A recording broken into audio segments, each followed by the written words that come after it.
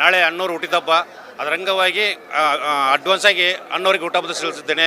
ನಾವು ಹೊಸಪೇಟೆಯಿಂದ ಬಂದಿದ್ದೇವೆ ಇವತ್ತು ಯುವರಾಜ್ ಕುಮಾರ್ ಅವರ ಹುಟ್ಟಹಬ್ಬಕ್ಕೋಸ್ಕರ. ಇವತ್ತು ಅವ್ರಿಗೆ ಭಾರಿ ಸ್ಪಂದಿಸಿ ಇವತ್ತು ನಮ್ಮದು ಹೊಸಪೇಟೆ ಏನು ಅಭಿಮಾನ ಅಂತೇಳಿ ಅವ್ರಿಗೆ ಗೊತ್ತು, ಅವರಿಗೆ ನಾವು ಎಷ್ಟು ಅಭಿಮಾನ ಇಡೋದು ನಮಗೆ ಗೊತ್ತು. ಹಂಗಾಗಿ ಇವತ್ತು ನಮ್ಮನ್ನೆಲ್ಲ ಚೆನ್ನಾಗಿ ನೋಡ್ಕೊತಿದ್ದಾರೆ. ವಿಶೇಷವಾಗಿ ಏನಂದರೆ ಇದು ನಾನು ನಿರ್ದೇಶನ ಮಾಡಿರೋದು ಜೋಗಿ ಕಾಮನ್ ಮ್ಯಾನ್ ಅಂತೇಳಿ. ಆ ಚಿತ್ರದ ಮೊದಲ ಪೋಸ್ಟರು ಕೆಲವೇ ಕ್ಷಣಗಳಲ್ಲಿ ಯುವರಾಜ್ ಕುಮಾರ್ ಅವರು ಸ್ವತಃ ಖುದ್ದಾಗಿ ನನ್ನ ಪೋಸ್ಟರ್ ಬಿಡುಗಡೆ ಮಾಡ್ತಿದ್ದಾರೆ.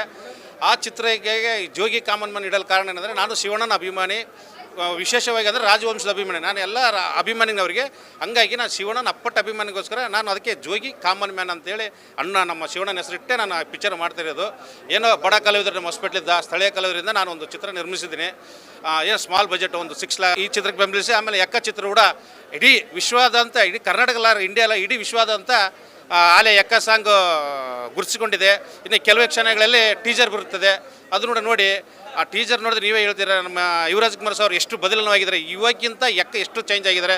ನಿಜವಾಗಲೂ ನಮಗೆ ಆ ಸಾಂಗ್ ನೋಡಿದರೆ ಈ ಯುವ ನಾ ಇಲ್ಲ ಏನು ಹೊಸ್ದಾಗಿ ಏನು ಮಾಡ್ಕೊಂಬಂದ್ರೆ. ಯಾಕಂದರೆ ಅವ್ರ ಅಭಿನಯ, ಡ್ರೆಸ್ಸಿಂಗ್ ಚೇಂಜು, ಡ್ಯಾನ್ಸ್ ಚೇಂಜ್ ಎಲ್ಲ ಬದಲಾಗಿದ್ದಾರೆ. ಇವಾಗಕ್ಕಿಂತ ಎಕ್ಕ ತುಂಬ ಬದಲಾಗಿದೆ. ಸೂಪರ್ ಹಿಟ್ಟು 100 ಡೇಸ್ ಅಲ್ಲ, ಪಕ್ಕಾ ನೆನಪಾದಂಥ ಚಿತ್ರ ಉಳಿದೇ ಅನ್ಸುತ್ತೆ. ಯಾಕಂದರೆ